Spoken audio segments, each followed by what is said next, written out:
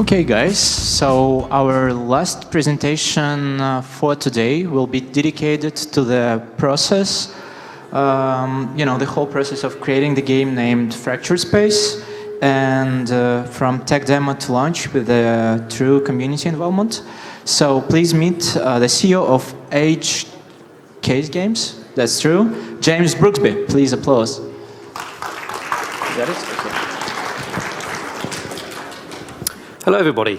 Right, so we're getting near the end of the day, so probably people are getting a little bit tired. So you'll be glad to know there's a good amount of video and some loud noise, I hope, so it's going to keep you awake. So let's start with a recent video from the game Fractured Space. So who's out there, TAC officer? We have some undesirables knocking on our door. I have hostile ships capturing our base. Damage control, we got criticals everywhere. Buy us time. They've seen us. Jump destination. Success. And now, maximum damage.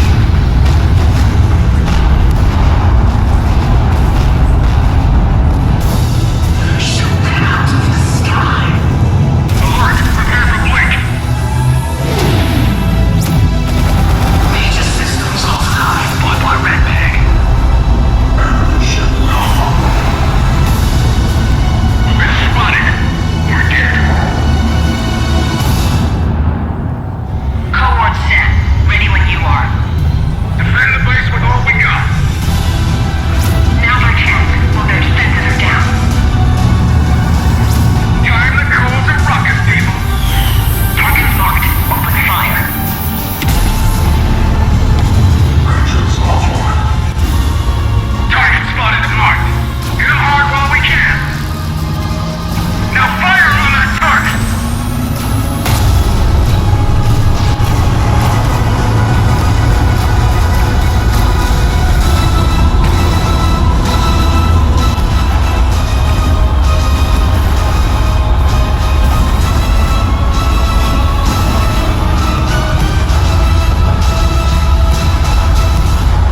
Now that's the way to do it.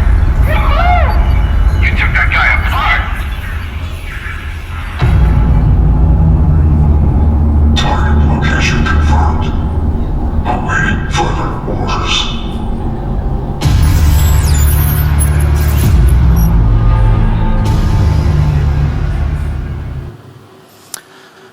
Oh boy, I wish we had that sound system and screen in the office. That would be good.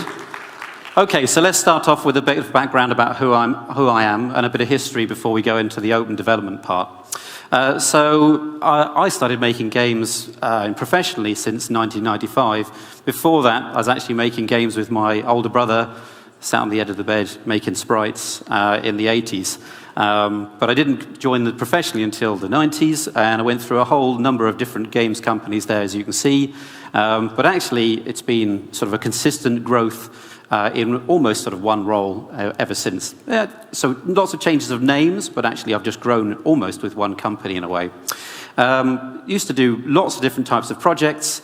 One of the biggest ones that I'm very proud of was Warhammer 40,000 Fire Warrior, which we did in the early 2000s. I really enjoyed that, making that game. And we did lots of R&D projects, lots of sales things I had got to do as well. And we did, through that period, mostly through that time, all work for hire, really. And it wasn't until we started Double Six in 2007 that we started to progress into IP ownership. And we actually did that in a partial IP ownership to start with, as Double Six. And then we moved into something where we actually owned our own IP, so we could be more explorative. And that's a useful bit of history for what we're going to talk about. So we had the opportunity to do a management buyout, which is what MBO stands for, of Double Six to become Born Ready Games.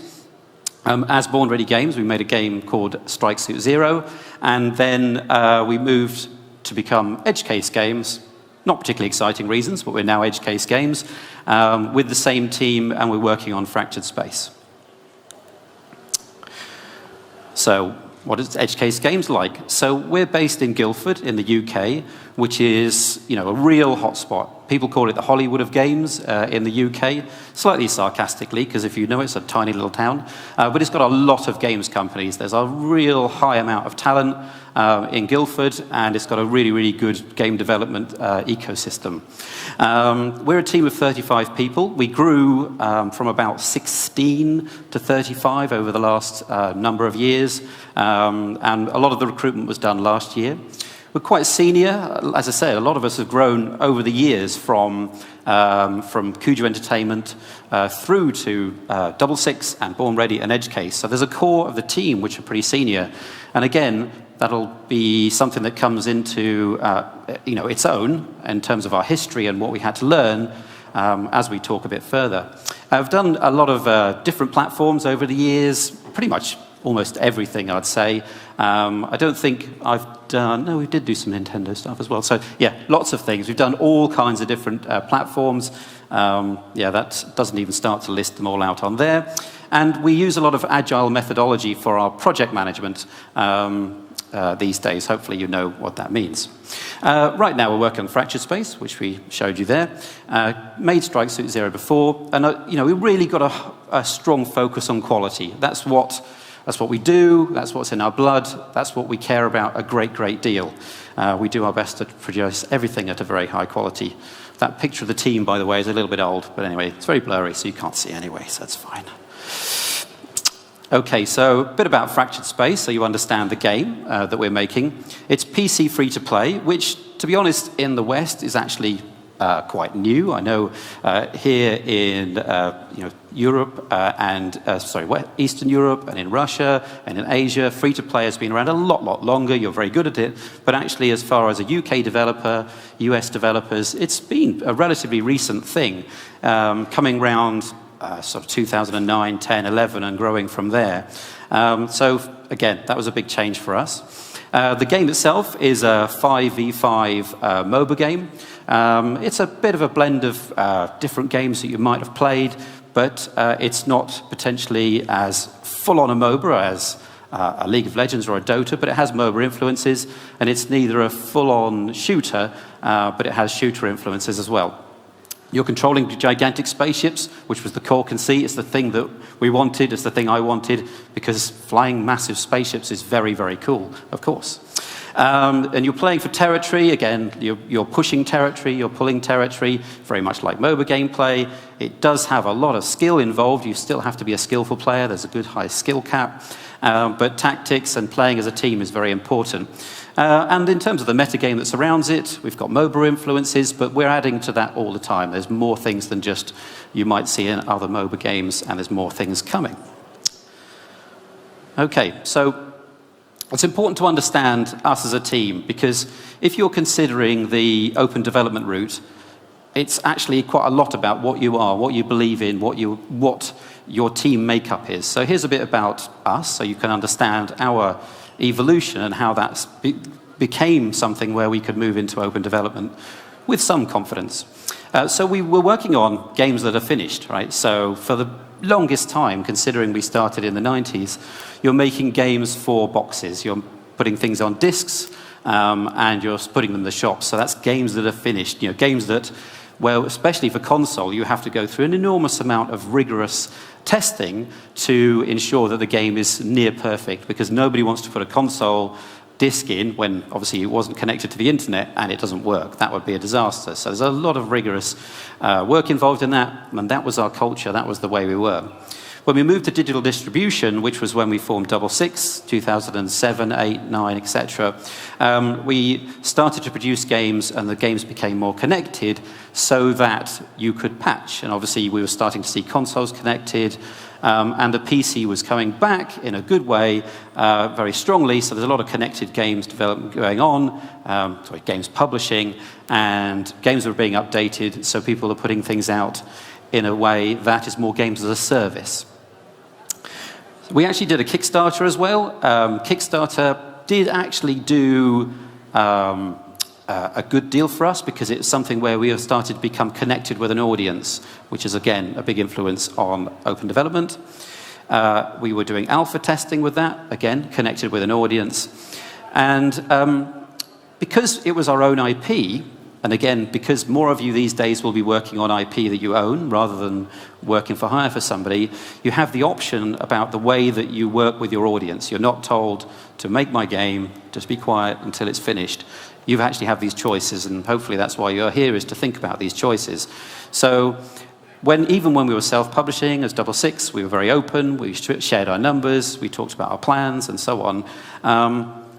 But we were still doing things a bit like the old way, so we were still keeping silent until the right time.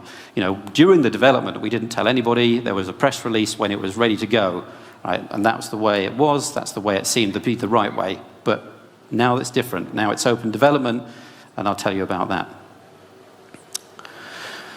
So, what's open development as far as we're concerned? Because actually it does depend upon your interpretation of it.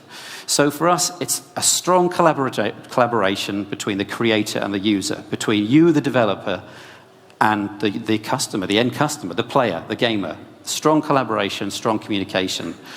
Because, as it says, you're communicating in both directions. You're not just broadcasting to them and not listening. It's got to work both ways. Sometimes that's tricky, and we'll go into that. But it's got to be bi-directional, strong communication.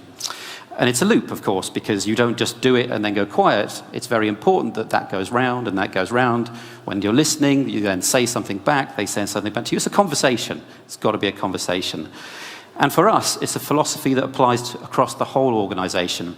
It shouldn't be something that you just say, well, the community department are going to be really open, but the rest of us are going to be really secretive, or the bosses are going to be really secretive, but the staff can be open. We felt it would be something that we'd take as a philosophy from top to bottom. And if you meet us all, you'll see that's the case, and some people that know us know that that's the case. And I think, actually, that this is something that we're all starting to get used to within this business, which is really good when I travel around. It's not removal of all the barriers. There still seems to be some barriers. Sometimes that has to happen. Certainly when marketing get involved, and I'll mention that a bit later. It's potentially a risk. We'll talk about that. But it is really liberating, and I do believe it's part of our futures as game developers. So why did we adopt open development? So actually, Epic was a big influence. Actually, I should thank Epic because they invited me here. Epic was a big influence. Amplitude Studios, they'd done this, and we felt it was good, and what they were doing was good. And as Epic were changing to a free model, and they were being incredibly open about what they were doing, and they were working really well with their community, which is you and me, so developers. We wanted to do something similar to that. We felt that was very good. We knew we needed a strong community, and I'll explain why this is, right? So we have, at that point, we're still quite a small team with limited funds.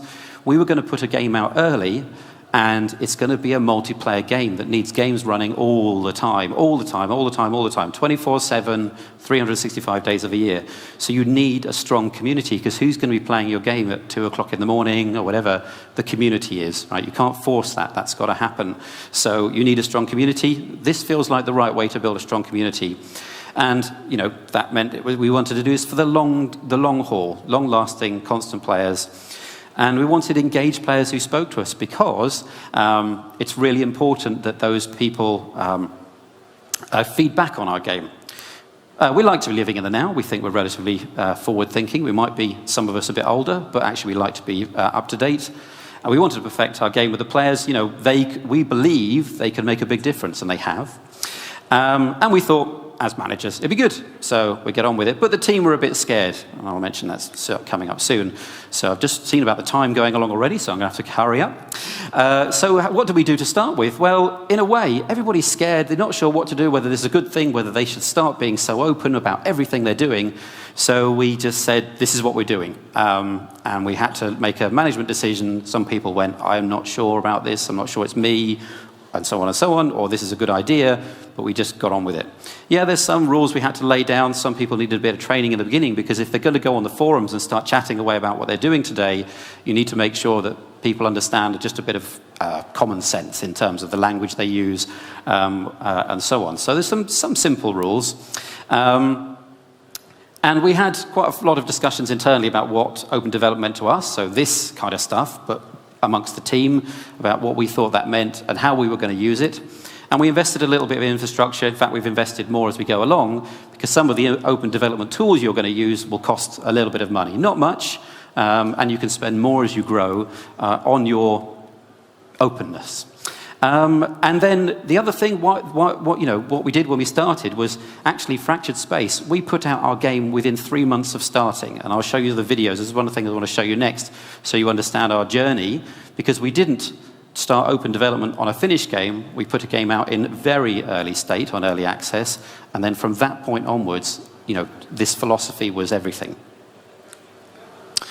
So, super early testing. So just before we sort of got on with this philosophy, we actually did a little bit of a test, you could say, of open development. We actually, because I said Guildford's a really good hotspot of game developers, we actually got people we know and some people in from around the area and people they knew to come in and talk to us. So, I mean, we could have been, a developer went, no, it's a secret. I'm not telling everybody about what we're going to do. It's a big secret. But no, there's people in, you could call them competing companies. And I'm sure you understand this as well. In your communities, they're not going to copy. They've got their own ideas, right? So we got them in and they played our game. So here's a video of Fractured Space at the really super early first days in Unity.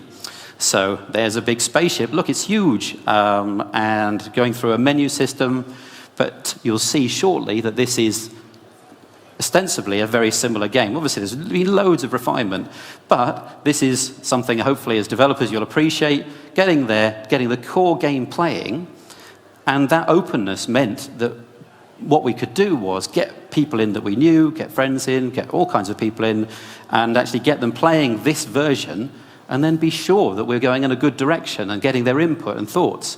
So why not, right? And some people in big companies especially may not have this choice, but it meant that openness meant that we felt good about what we were doing from the off. And that can be very, very reassuring. Obviously, they could have all come in and said, this is awful, right? But, well, maybe that's a good thing. That openness maybe have saved you millions of dollars and you didn't go down a wrong direction. So that's the early days. There you go. That's a talk about being revealing, showing early, super early prototyping. Then we moved to Unreal 4. So this was about the point where they went free. So we were doing... yeah, okay, the video's going to start in a minute. So we moved to Unreal 4. Turn the volume down just slightly. So we moved to Unreal 4, and you can see similar game, different engine. And again, we were testing this out amongst the local community in Guildford, being very open about it, and so on and so on.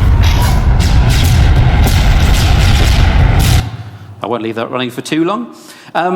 So you can see from that, right, so that's some of the core stuff going. Then we went almost within 3 months, and this is November 2014, we put the game out on early access. And actually we think we're one of the earliest early accesses, because the game was very, very rough and ready. But we put it out there in enough of a state that people could play, and then started building our community from there. So this is the kind of what that looked like. So you can see, even untextured in places, some bits have got texture, some things haven't. But this was, people were actually, at that point, we weren't free to play, we were pay to play, so people were paying for and playing games of, and since this date, November 2014, people have not stopped, unless we put the server down, stopped playing Fractured Space, like constantly. And that's a lot to do with what we're going to talk about, which is the community. So you could pick that apart and laugh at it and things like that, because I do, I go, oh my goodness, look at that. But the general philosophy of what we were doing was there. General progress, I should say. So moving on a lot forward, just so I'm kind of like refreshing your brains a bit more up to date, so that's not what sticks in your mind when you walk away. Here's a video from within the current game, which is a bit where you're going through the tutorial, and then I've put a very small snippet of gameplay on the end of this video so you can see what the current gameplay looks like.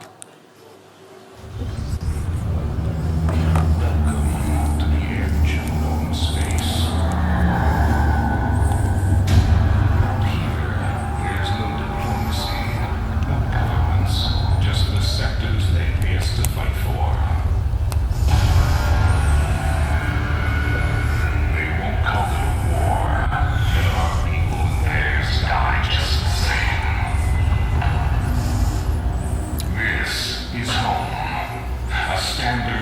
of operations. The corporations built it, like everything out here. The forward stations, the mines, even the ships we fly. Your task is to take control of the system. Secure the mines first, then the sectors, and eliminate anyone who gets in the way. And this is your ship. The USR Pioneer. It's more than 1,200 meters long and has a crew of over 5,000. She packs a heavy punch. Look after her, and she'll look after you. Good luck, Captain. There's a small bit of gameplay.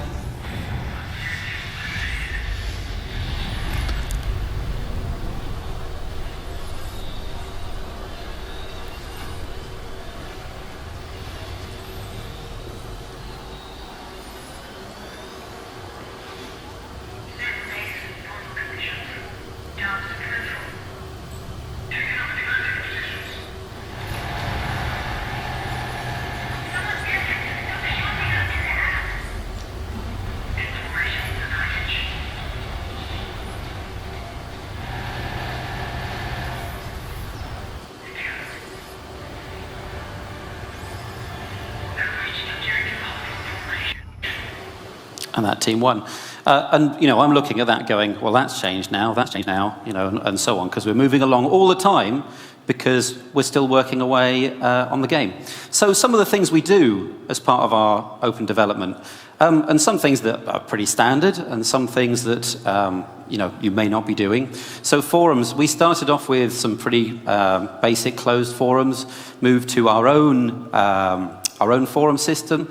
But actually, recently, and this may be useful to you, maybe not, is we've started to use the Steam forums almost exclusively because they're pretty good. They've matured well, and it's a good place for everybody to be, because having two areas is not necessarily the best idea. And obviously, we are incredibly open on this, and this was probably our first tool, and all the team are allowed on there, and they all chat away.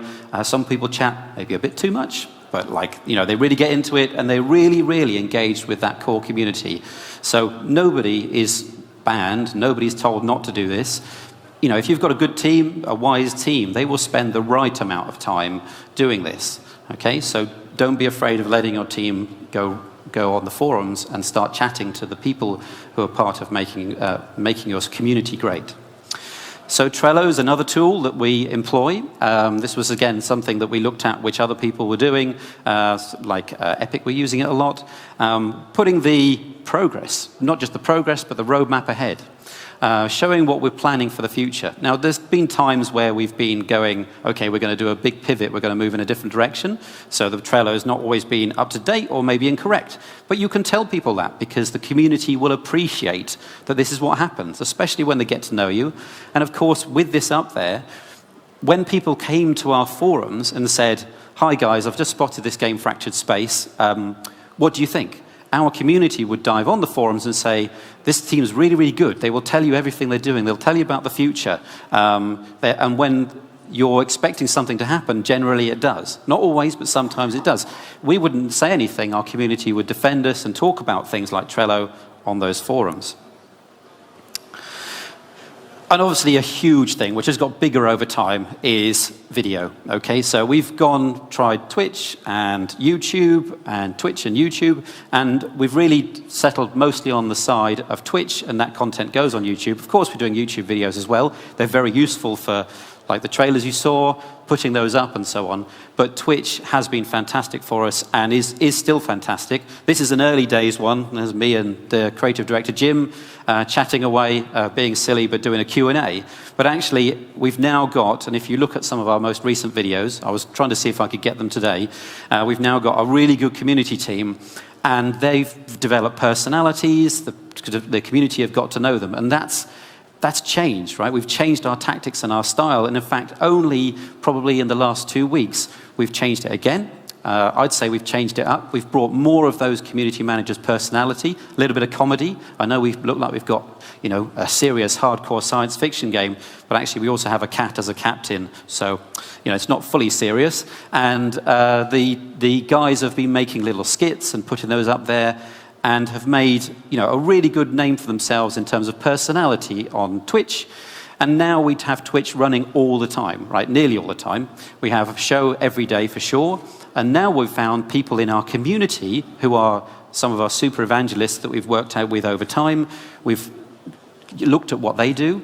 And now some of those people use our Twitch. They've got rights. So actually they stream on our channel, as part of the official Twitch channel. For Fractured Space. So the community and our community managers and our team do Twitch streams, because we also do the developer ones as well. Some of our artists like going on there and Twitch streaming their artwork as well. So, that's something that has really high engagement and is growing all the time. So that's where I said about infrastructure investment. It wasn't much. It's a green screen and some cameras and things like that, having a second monitor. It's not much. And then as you build, you go, well, let's get a good microphone, let's get a good camera, and then build that over time so that we can do a good job of our streams and improve the quality. And people sign in and they have conversations, they get to know everybody. It's a really, really good tool. I know there was a guy from Twitch up here earlier, and he's right. So it's everything he said was right about how good it can be. YouTube, I mentioned about YouTube, we do use YouTube, but another part of YouTube is the YouTubers themselves, right? Because they will become part of your community if they like your game, right? So you find out there who's playing your game, and if they talk about it, then engage with them and be open and honest with them. There's one particular guy that we got to know really well, a guy called the Mighty Jingles, and we got to know him. He liked our game. We talked back and forward for a bit. Then we got to know him a bit more. And actually, he's now a captain in the game. You can, at certain times, we've released him, and he's actually captain in the game because we like him a lot. He talks about us, we talk about him, and he's become a friend to the studio. So he's a really nice guy. So there's all kinds of benefits to this. And, there is a whole community of people, and some of them might turn out to be, who knows, like a big famous YouTuber that you've just become friends with, and they appreciate your openness and your honesty about what you do. Other tools, Facebook, Twitter, Discord, there's other things that you can do. Of course, they go up and down in how much we've emphasized them. But of course, we use Facebook a lot. Twitter we use as one of our main channels for announcing. And then more recently, using Discord a great deal with the team going on chats and there being different channels for chatting openly with the developers and so on. Newsletters, in fact, there is the Mighty Jingles as a captain. It's a bit blurry, but there you go. There is him as a captain. Newsletters, an obvious one. Build up your database, build up your communications so that you can let people know what's going on. And then this maybe where I was saying about this being something that's not just marketing of your game, it's not just some kind of ploy to just get the players excited, it's more than that. We apply open development to everything. So if you come and talk to me, I'll openly chat about nearly everything. 99.9% of everything I'll chat about. And we apply that to everything. So when we talk with the press, we talk with the industry, with YouTubers, wherever. You see us at GDC, we chat about everything. We're very, very open, and that people appreciate it. The press really appreciate the openness of talking about the future and your plans and so on. It makes a big difference. So I would recommend it thoroughly. You get a good reputation. People get a good feeling. Because somebody who's holding something back all the time, it can be potentially irritating, and you're not sure about it. So most recently, we've been doing lots of live events, very interactive with our community, helping our community even suggest live events, and that's working with all of the different tools. Another thing is that we're doing questionnaires on the key issues. We're not finished by any means. So questionnaires, getting people, putting things up on the forums and saying, hi everybody on the forums, we know you're a great community, what do you think about this? What do you think we could do with this? And then people really react to that very well. In fact, our Steam review scores go up when we ask the community questions, because they like that, right? And that should say, not net user score, it's another phrase, net something score. Net? That's right. NPS. So what we're doing there is looking at what people think of us. It's like the Steam reviews, but obviously you're tracking it very finely to work out what people are thinking and are they happy. The Net Promoter Score, would they recommend the game to their friends, is a nice fundamental score that you can look at as you're trying to track whether you're doing this well. And again, we've changed some of our community management style more recently. So what have been the results? So I'll start with the bad and then we'll go to the good. So the team were initially scared, pretty scared, especially when you combine, what we did was not just combine one philosophical change, because we are talking about like a philosophy here, not a strict something which is technical that we might have had before, but actually a change to the way you work and what you do. So it wasn't just one. We went for open development and early access at the same time, which is two big changes to people who are very used to very quietly making a game, stick it in a box, it's finished, done. Right, so we were putting out their raw code, their artwork that was even untextured at times, and at the same time being really open about everything we do with the community and asking them to get involved in that community interaction. So there's two philosophical changes at the same time. So there was some fear. The team are exposed to real people. Some real people aren't very nice and they can be really horrible, and some people are very sensitive about that. I include myself in this. So some people aren't necessarily best exposed in conversations with some people who in the community can be particularly irate or angry or just use language that some people might be sensitive to. So you have to manage that. Some people will just step away and go, you know what, I'm quite happy to do this and this, but I'm not going to do that because I just don't like what happens sometimes. So the team can be confused about what route to follow in the open development because we were learning. You might learn, you might have your own routes because this is not a prescription. This is something you're going to develop in time. So you just accept that you're learning, they're learning, we're going to have to change as we go. So there might be some confusion. Saying no is a lesson that I learned. We were on those early streams, as you saw, we kept saying things like, yeah, that sounds like a good idea, yes, yeah, we'll do that, or yes, maybe that'll come soon. But actually, it's really important to be authentic with your community and honest. So if something's not going to happen, it's not going to happen, you've got to say no. You've got to say no, and that's a really important point because the community will start to smell how often you say yes, yes, yes, and it never happens, or they'll just hear something that does contradict something else. So you've got to be consistent with that honesty, even if that means saying no when somebody says, can you put the Battlestar Galactica in the game? And instead of going, yeah, we could do that, you go, no, it's not going to happen. We just can't do that. Marketing and PR issues. Now, probably the people that really didn't like this the most, not didn't like, but it just didn't work with, is marketing and PR because they need moments in time to shout about. Right, so they're going, we need to tell them something new that they haven't heard before. So if you've told everybody everything, what's marketing and PR going to talk about when you've said everything there is to say and everything that's going to come to the future?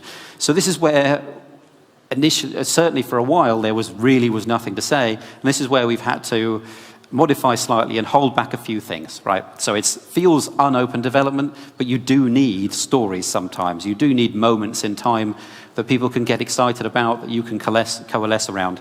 So it feels against the philosophy, and we don't do it very often, but sometimes you just need something to give PR to go and talk to people about. It's just a nature of things, but it's not very often for us because of our nature of open development. It does use up some time. One thing you might fear is well, what if 10 people on my team are on the forums all day?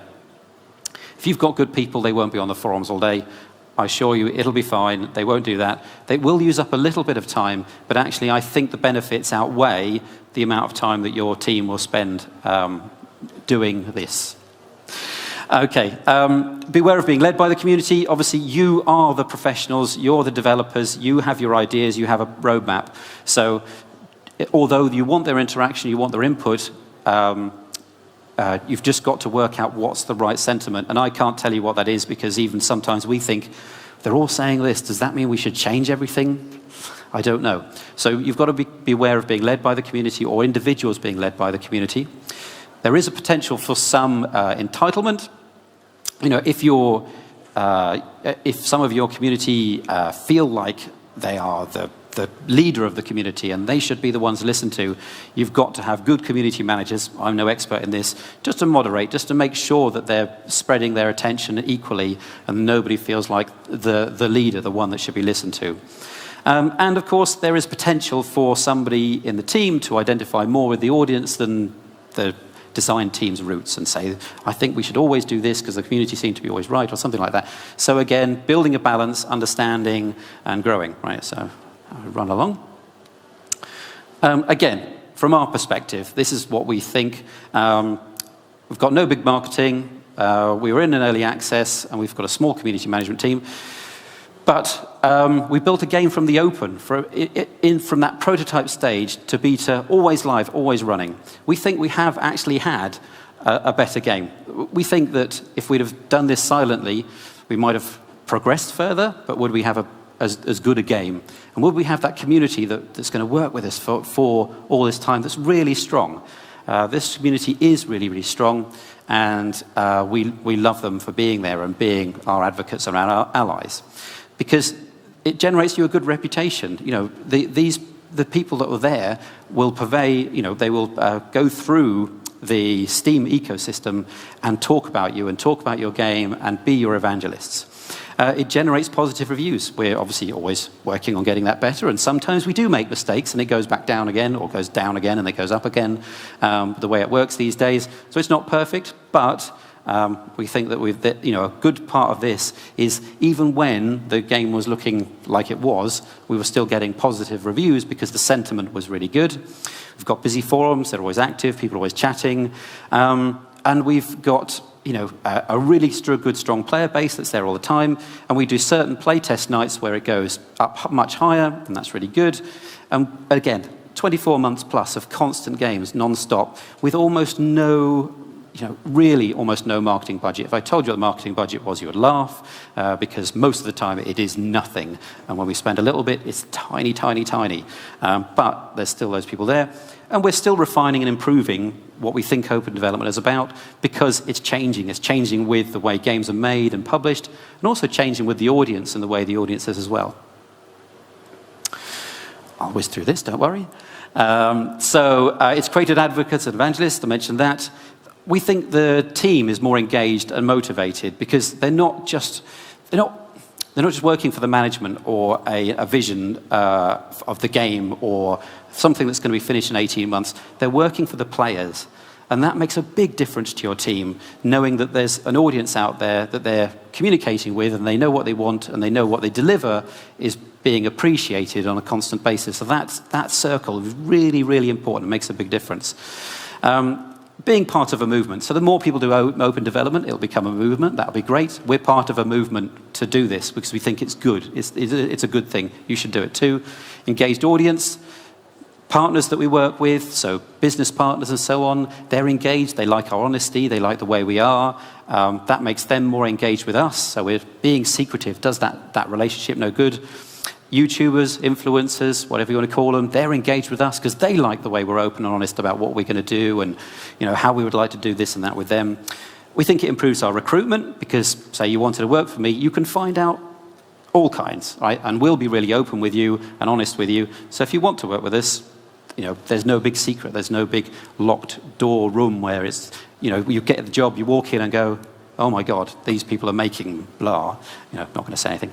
I think it improves our company culture and generally people's confidence. We are, I certainly am just a big geek, a nerd. I'm quite shy.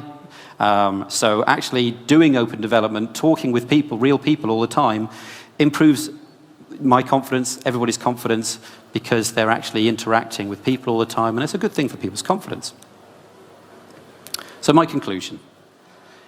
It feels better, it feels right, it feels like the good thing to do. So if you believe in open development, and hopefully this inspires you a little bit more, go ahead and do it. I think you won't regret it.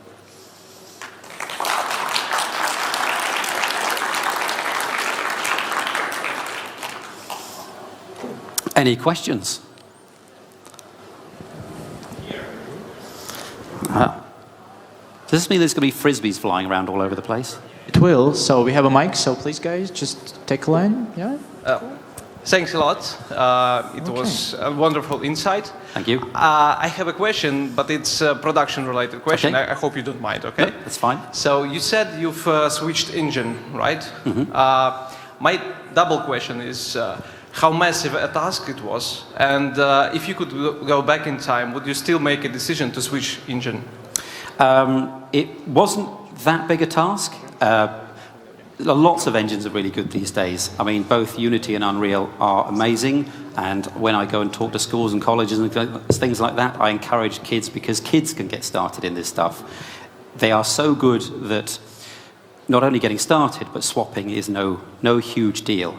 Of course, there was some work involved, but yeah, it wasn't that bad. And absolutely, we would do it again, because certainly at that time, the business model Epic were talking about, and still are talking about, that free business model, and not only that, but also the quality bar that we're aiming for, that we're still working on. Unreal delivers that. Thanks a lot. No problem. Frisbee. Hello again. Hello again. How are you dealing with the survivor's mistake? I mean, usually the amount of players that provide a feedback maybe from 10 to 15% from the whole community, and it might not correlate directly with the whole large community. How you checking? How you know that this opinion is what you need?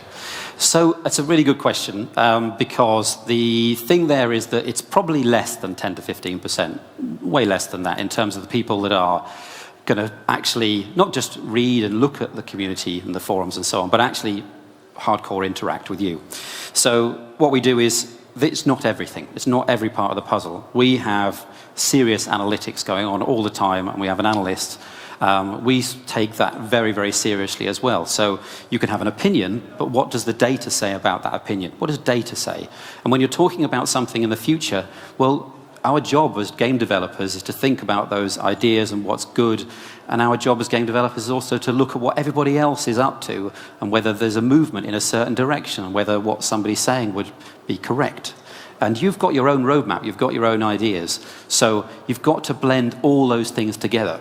And that's what I meant about some of the points about letting the community lead you. Because you could sit there and say, right, we'll do everything they ask. Sure, if you want to do that, that's like a made-by-Twitch game, right? So everybody's going, I think you should do this, and then I think you should do that. You could do it, it might be quite fun.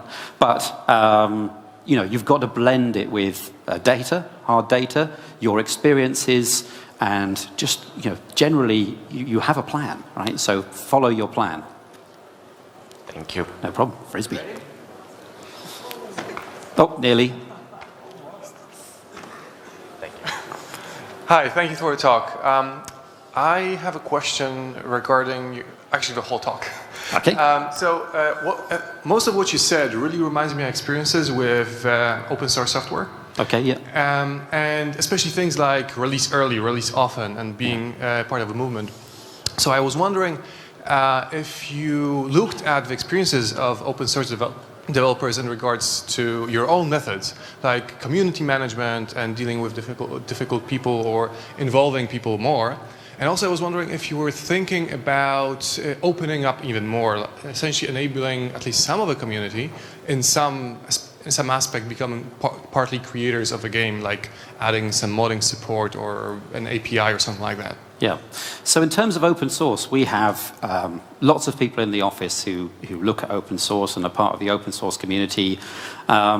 Myself, I was more influenced, as I said, by looking at what was going on with Amplitude was a big influence at the time. And then Epic came along and what they were doing. And they were looking at what was going on in other communities. I think that probably not me personally was influenced by the open source community, but there are people within the team who are and were, and brought that to the overall plan. A great deal of it actually was influenced by our non-exec director at the time, which is a chap called Thomas Bideau. In fact, not at the time, he's still our non-exec director. And he actually had done a lot of thinking into this and was a big influence as well. So there's multiple parts that came to make our plan.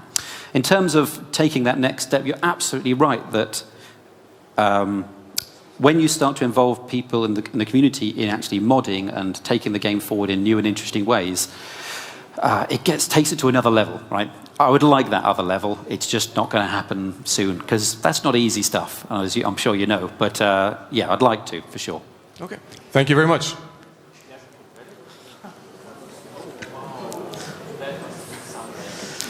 You need to get another 1, 2, 3, 4. A few more frisbees. Oh, they will run out. Okay. Okay. Hello. Keep going. Hello, thank you for a strong talk. It was really interesting. Thank I have 2 questions actually. So first one is why you closed yourself on Steam right now? It's maybe it's not the better choice for free-to-play game as I see it. And the second one is what is your future plans? Because you already 2 years like in development online and like to be honest, yeah, I'm looking like Steam data, and you have 300 CCU, and for free-to-play game, I think I can't call it successful. Sorry. So, what is your future plan? Yeah, that's fine. Again, being honest, that's fine. So, in terms of, sorry, I've had a bit of a blank. So, your first question is why you closed yourself on Steam? That's right. So, Steam. One of the good things about Steam is that it has an enormous amount of users, and even when you're at your quietest moments, it has an organic movement. Right? So there's an amount of people going through, having a look at something, and then going away again. Maybe they get engaged, maybe they don't. So you have this constant organic traffic. What that means is, and again, this sort of partly links to your second part, is that if you are pre-marketing, so pre the moment that you go out and just put all the money on the table and gamble it and spend it on a big marketing campaign and flashy videos, before that moment, you can develop on Steam with some level of certainty that there'll be players coming in, a new audience coming all the time, because there's discovery, right? And there's interesting discovery because we're called Fractured Space, and of course South Park have just done Fractured Butthole, right? So people go on the Steam thing, type in Fractured, and they've got 2 games sit next to each other. So you go, oh, look, every time South Park does some advertising, we get a little bump of people coming through. So Steam has a system, right? And if we were on our own website, yep, it's great. There's a lot more control. There's no revenue share, all that kind of thing. But I would have to spend more money to get people there. So before marketing, it makes sense.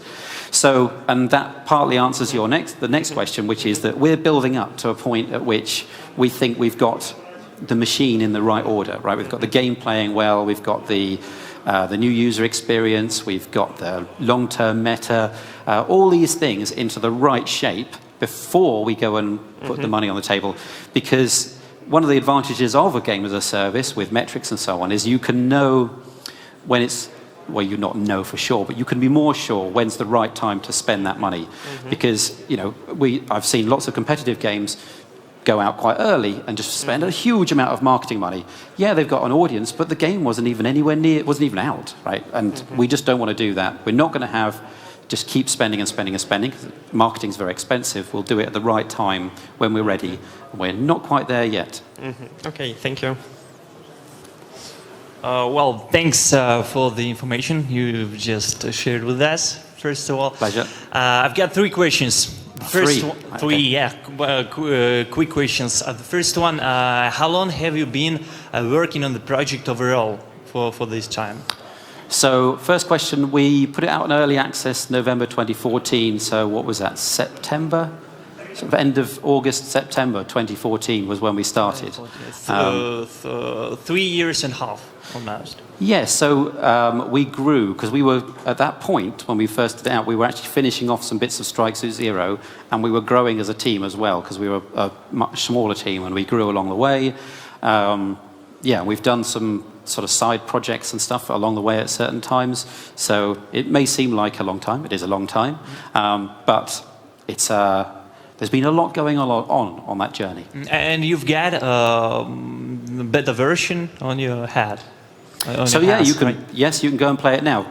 I think we would definitely call it a beta because there's some pretty major features still coming. And we haven't, again, splashed out that big marketing bucks yet. Okay. The second one, which platforms are you going to release, and which platforms have you released already? So it's all PC at the moment, but one of the good things is that the way the consoles are going in terms of they're becoming more friendly to free-to-play, is that it certainly makes sense, especially with the power and what's the chips inside, certainly makes sense to go to console at some point as well. Not mobile.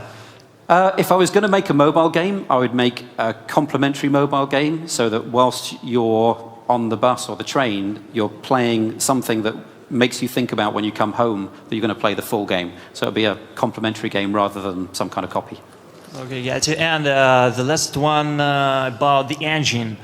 Why have you decided to change the engine from Unity to Unreal? So that was an early stage a moment. That was right at the very beginning. Unreal went free, right? And we had worked with Unreal before.